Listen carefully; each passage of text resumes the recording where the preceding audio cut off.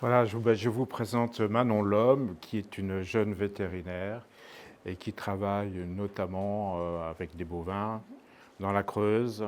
Donc ça fait partie de ses clients, les bovins, elle les connaît bien. Et c'est elle qui va nous parler justement du problème de la souffrance de ces animaux que l'on dit insensibles. Je vais essayer de ne pas trop trembler. Je vais vous parler d'un point de vue un peu juste, le plus scientifique et le plus physiologique possible, de ce qu'on sait, le peu qu'on sait, mais c'est suffisant, vous verrez, sur la perception de la douleur physique et psychologique et la façon qu'ont les bovins de l'exprimer, de la gérer. Donc on va revenir sur quelques définitions, ça fait un peu court d'un apathe, désolé, ça fait pas très longtemps que je suis sortie de l'école, contrairement à certains. Et j'ai encore un peu un profil scolaire. Alors, juste, c'est bon pour... Oui, vous m'entendez? La douleur, on peut la définir comme une expérience sensorielle ou émotionnelle désagréable causée par une atteinte tissulaire réelle ou potentielle. Et j'insiste sur le potentiel. Ça peut être une douleur, entre guillemets, par anticipation, dans le sens psychologique, où on y reviendra après. Certains amputés, par exemple, peuvent avoir mal alors qu'il n'y a plus le membre. Donc, d'où l'atteinte du potentiel.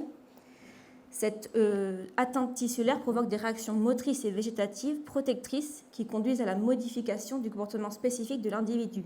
Là, il y a beaucoup de mots barbares, mais en gros, réaction motrice, c'est le moteur, c'est ce qui va conduire à un comportement, par exemple, de fuite, c'est tout ce qui va modifier le comportement, et végétative, c'est plutôt au niveau réflexe, tout ce qui est libération d'hormones, etc.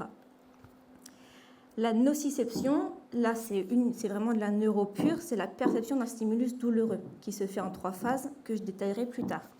C'est à ce stade-là, on ne parle pas encore de souffrance, on est dans la transmission du message nerveux. Le stress, ça c'est un peu plus dur à définir. En médecine véto, on distingue un stress aigu qui va être soit soit une poursuite, une bagarre entre taureaux ou entre veaux, entre vaches, ou une chirurgie, etc. Et un stress chronique qu'on a par exemple sur les animaux qui souffrent d'arthrose ou de maladies respiratoires chroniques. Et la souffrance, donc c'est la dernière étape après l'intégration du message nerveux, c'est la perception, la sensation de destruction, de dommage ou de mal imminent. Ça, c'est des définitions qui valent autant pour les animaux que pour les animaux non humains que pour les humains, sachant que pour les animaux non humains, on a encore assez peu de données. On en a de plus en plus sur les chiens, les chats, mais pas encore assez, à mon sens, sur les bovins. Mais on fait avec ce qu'on a et c'est suffisant. Donc, le plan que je vais suivre que je vais suivre, comment les bovins perçoivent la douleur et comment ils voient. Vous verrez pourquoi j'ai lié les deux, c'est important dans le cadre de la corrida. Lorsqu'il y a une atteinte d'un tissu, que ce soit un tissu osseux, un tissu musculaire, une viscère ou la peau ou une muqueuse, n'importe quoi, et que l'atteinte soit mécanique ou chimique ou thermique, quand on marque un fer rouge, c'est une atteinte tissulaire, ou ça peut être une direction inflammatoire aussi, leur cas d'arthrose, il y a des lésions des cellules, et ces cellules, en étant lésées, elles libèrent des substances qui sont en principe contenues à l'intérieur de la cellule, qui ne devraient pas se retrouver dans le torrent circulatoire dans le milieu extérieur. Ces substances vont activer des récepteurs spécifiques qu'on appelle les nocicepteurs. Et ceux-ci vont transducter, c'est-à-dire traduire le message chimique en message électrique. Donc en fait, ils jouent le rôle d'un neurone.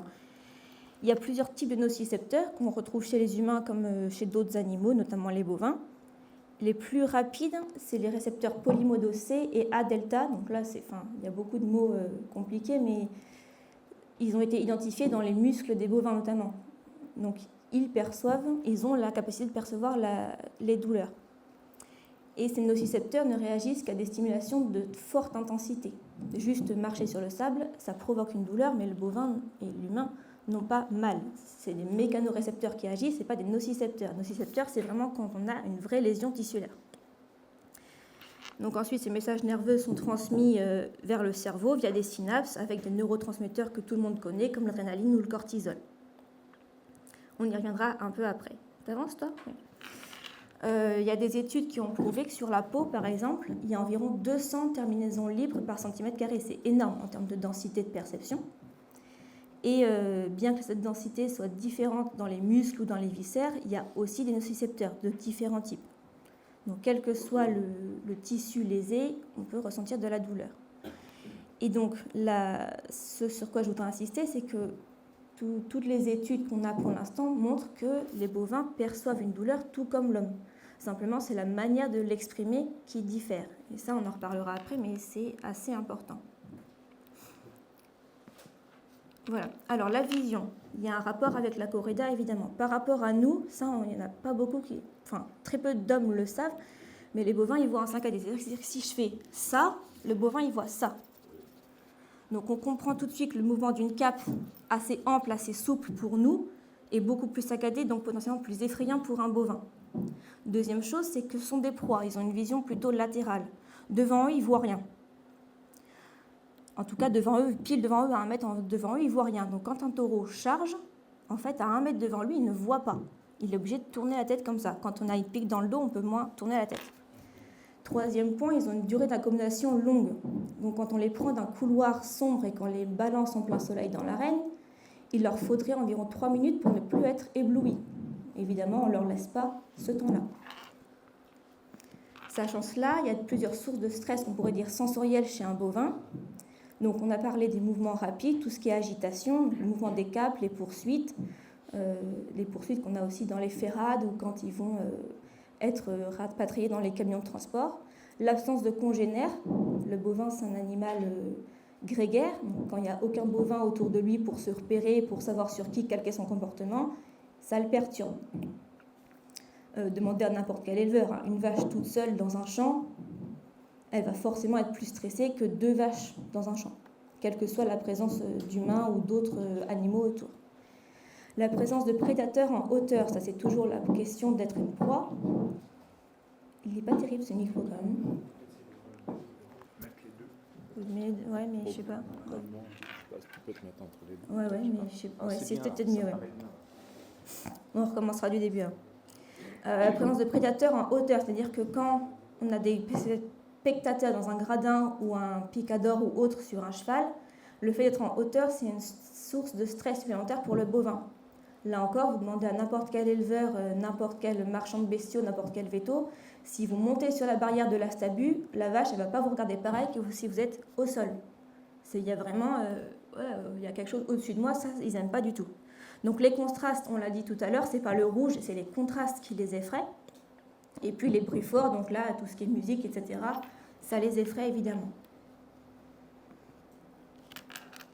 Deuxième point, comment, et là on va parler des endorphines chères aux aficionados, etc., comment on se débrouille, comment l'organisme se débrouille pour atténuer une douleur. Donc encore un peu de neuro, désolé, c'est un peu difficile, mais c'est important. Donc on a dit qu'au début, j'ai dit que j'ai pas besoin de pointeur, mais j'en ai pas besoin, avec la souris. Non. Il y a un stimulus nociceptif avec une lésion cellulaire. Les nocicepteurs traduisent... Tu veux le pointeur Bon, si tu veux. Il te marche? Voilà. Il suffit d'appuyer là. Nicole Crème, merci. Ah ouais. Donc il y a transmission du message chimique en message électrique. Ça remonte jusqu'à la moelle épinière. Il y a un premier niveau d'intégration. Il peut y avoir des mouvements réflexes à ce niveau-là. Mais en général, pour les stimulus douloureux, ça monte jusqu'au cerveau. Là, au niveau du cortex et du thalamus, il y a toute l'intégration du message, donc la formulation de « aïe, j'ai mal » et la formulation de « ok, qu'est-ce que je fais pour me soustraire à cette douleur ?» Donc soit juste on retire le membre qui est brûlé ou qui est lésé, soit après, comportement un peu plus évolué, on fonce, on fuit, on attaque, on appelle à l'aide, etc. Il y a 2 mécanismes principaux pour calmer, entre guillemets, ce système de douleur. Il y a le gate control au niveau de la moelle épinière, qui permet que les messages douloureux insignifiants en fait, pour l'organisme ne parviennent pas au cortex. Donc, je reprends l'exemple, quand on marche, ça pourrait faire mal, ça fait pas mal. Il y a le gate control qui permet qu'on n'ait pas mal en permanence. Il y a un deuxième niveau de modulation, il y a ce qu'on appelle le contrôle inhibiteur. Ça, c'est quand on a une douleur qui apparaît et que le cerveau dit « ok, il y a une douleur », ça va à la fois permettre à tous les messages qui viennent de cette zone lésée de passer directement sans avoir le gate control, donc d'appuyer, d'insister pour dire on a encore mal, et ça va inhiber, dans une certaine mesure, les autres perceptions. C'est le principe du torné, pour ceux qui connaissent. quand on veut faire un traitement pas très sympa à un cheval, on lui tord le nez avec une corde. Et ça, il y en a qui disent ça l'anesthésie. Non, ça l'anesthésie pas. Il a tellement mal au nez qu'il ne réagit pas aux autres douleurs. C'est pratique dans certains points, mais ce n'est pas super éthique. Et donc ces neurones du contrôle inhibiteur seraient, je dis bien seraient, à l'origine de sécrétion des fameuses endorphines, qui sont des molécules analgésiques endogènes. Je dis seraient parce qu'on n'est pas encore sûr que ce soit bien ces neurones-là qui les sécrètent. À ma connaissance, il y a une partie de ces neurones, mais il y a peut-être autre chose.